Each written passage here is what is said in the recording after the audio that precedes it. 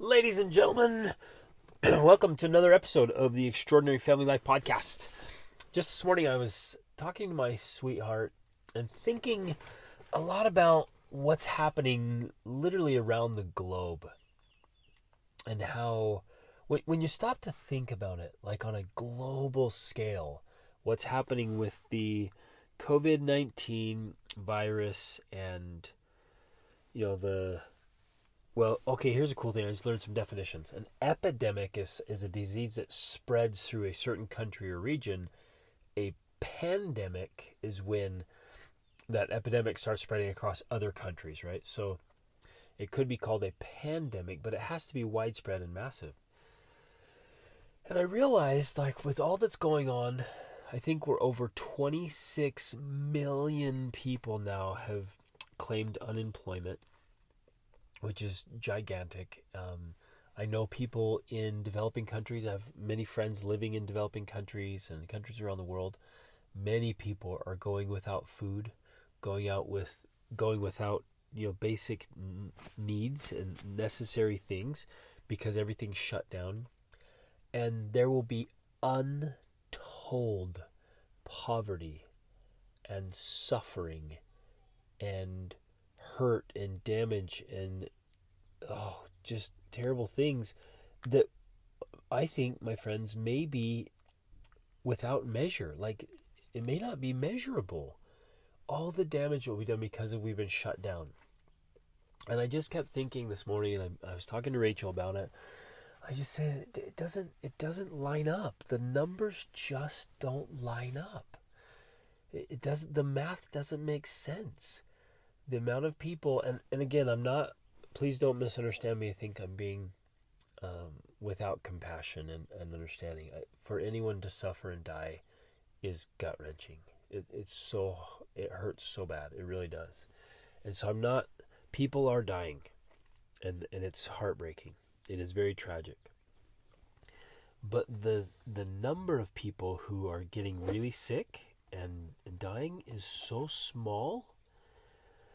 The reality around it is so small, especially when contrasted with other things, that it doesn't in any way, shape, or form justify what's been done. And I know that sounds crazy, and for some it's like that, just saying that is like, oh, how dare you, right? But hear me out on this.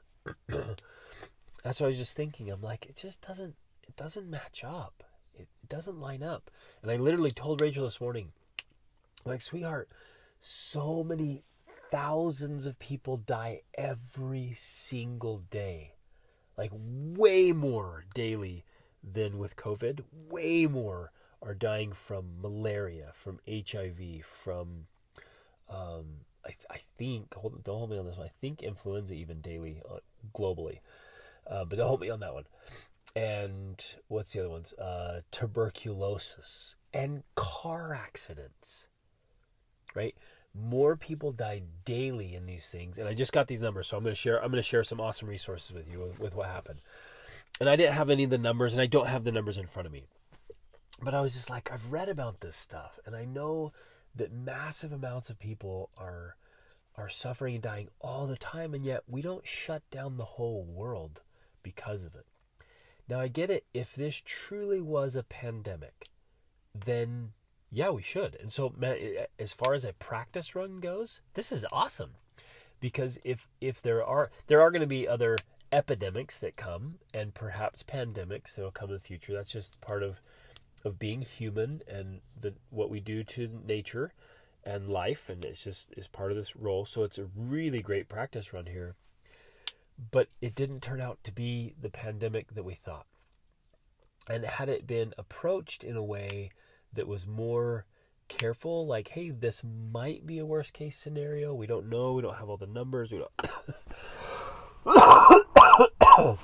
Oh, I still have my cough. But if it had been approached differently, and I feel bad. Like, I think everyone is doing what they thought was best. I really do. They feel like they were just trying to protect people and trying to serve and be helpful. And the governors of our good states were saying, you know what, we better declare an emergency and shut things down when the numbers were tiny. states that had, 50 or 100 deaths would shut down the entire state. And they were doing it because they were being advised from so-called experts that there was this huge risk, that it was truly a pandemic. And they were declaring that before there were actual numbers. And when it all kind of settles out, and I'm going to share some other thoughts here, so it's not just me here. This is what I was thinking. I'm telling Rachel this morning. I'm like, it just doesn't match up. And I literally said to her, I think the media caused most of the hysteria. And so, and really, this is what my message today is: the true pandemic was fear. It's fear and hysteria. And because the news stations are so competitive, they have to generate fear, and they have to try to startle us. And so they'll take something, instead of presenting it like, hey, this may be the case, let's use caution here, they'll try to come up with the scariest story, find one individual and make it seem like that's going to happen to everyone. And they spread it like crazy. And so it causes these really irrational reactions. And again, fear is the pandemic. Fear, in this case, in this whole situation, when the dust all settles, we're going to realize, I hope everyone realizes it. We need to spread this message so people do realize it. We'll realize that fear did far, far, far more damage than COVID ever did. And, man, it's just, when we let it get a hold of us, it actually affects our bodies. Like just the last podcast, I talked about that, the fear affecting our bodies, fear affecting our actions and reactions, our thoughts, our relationships, our perspectives. I think some people may never recover from the fear they've generated inside their minds and bodies, and with their family members. And we're talking to people now who are still so terrified, and the dust is already settling. Even Fauci came out and was like, yeah, the numbers aren't anywhere near where we thought. And as the dust starts to settle, they're realizing the death rate is below 1%. Right? It's not that big. They were guessing it would be around 5%. But the numbers aren't there, and the fear and the hysteria is one of the things that actually caused an overwhelm on our medical system. And they're finding now that, we had all this fear about we need these ventilators, and they're finding now the science is that the ventilators actually can cause more problems, that this isn't a case where they need ventilators. That was a decision that wasn't justified. There just wasn't evidence of that. And this isn't coming from me. I'm going to give you guys resources here, because you got to hear it from these sources, these brilliant scientists and doctors. But I was just thinking through all of this and articulating with Rachel this morning. She's like, I don't know. Like, where do we settle, right? It's so hard to know what to think, because like 24 hours a day we're being told all this stuff and this hype around the media. And it's just like, what do you think? Is it really, should we be that terrified?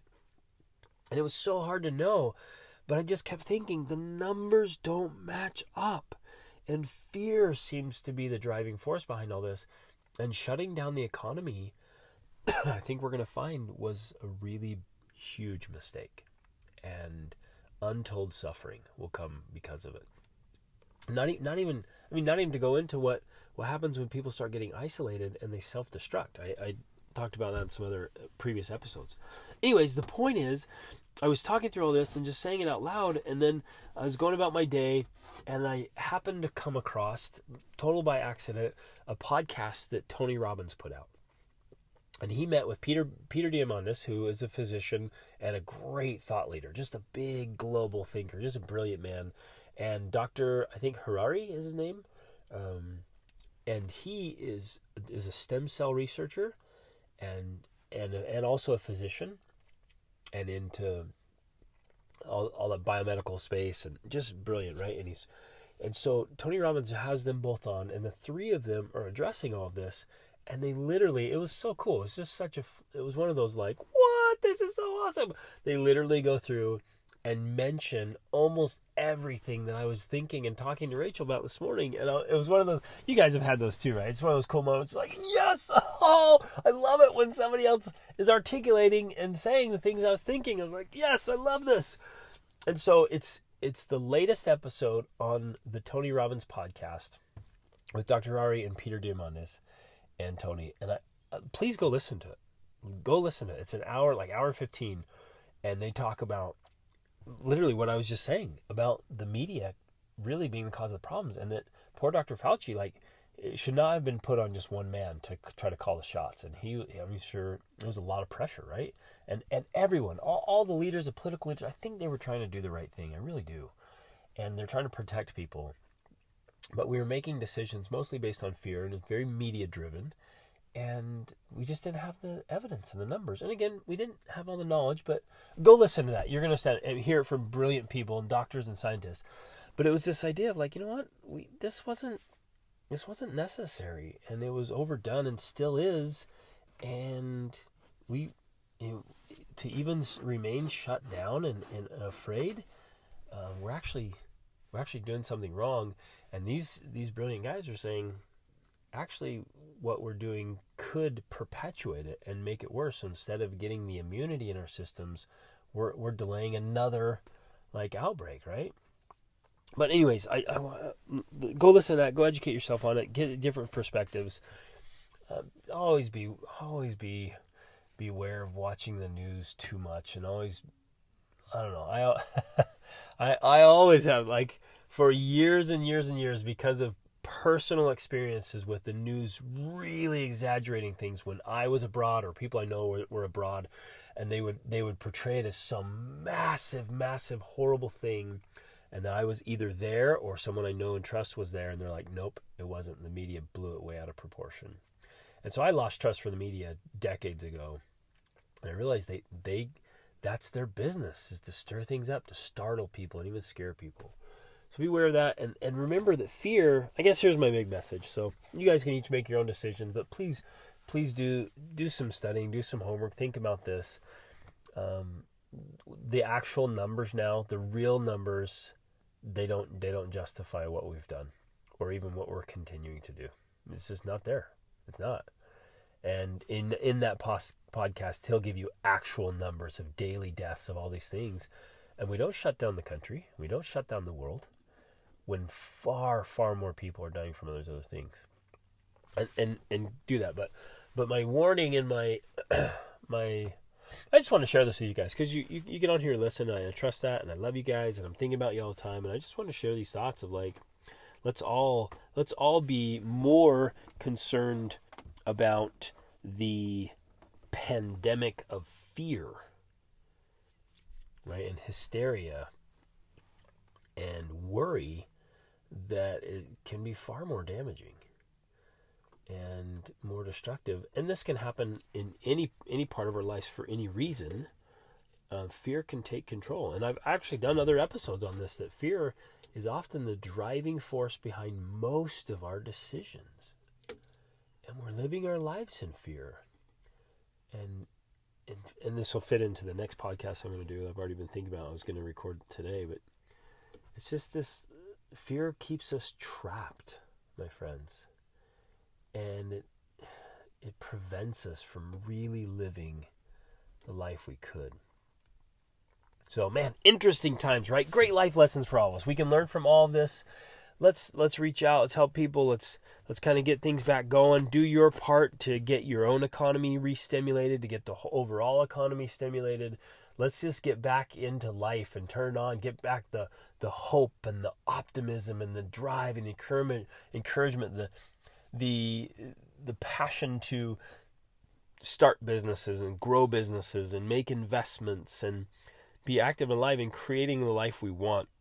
Let's get that back on and help people turn it back on and just kind of come back to life. I think a lot of people have settled into some frustration and some traps. And I think we can all just turn that back on. Anyways, just want to share that. Just learn a few things this morning. that I thought I'd like to pass along for you to consider. And each of you can come to your own conclusions, your own decisions, but make sure you get the education and hear all sides of it and get it from sources that aren't trying to scare you or stir you up, but just trying to say, okay, let's see this from all angles for what it really is, and let's look at the hard numbers and realize, is there a justification for it, right? So anyways, love you guys. Have a fantastic day. Reach upward.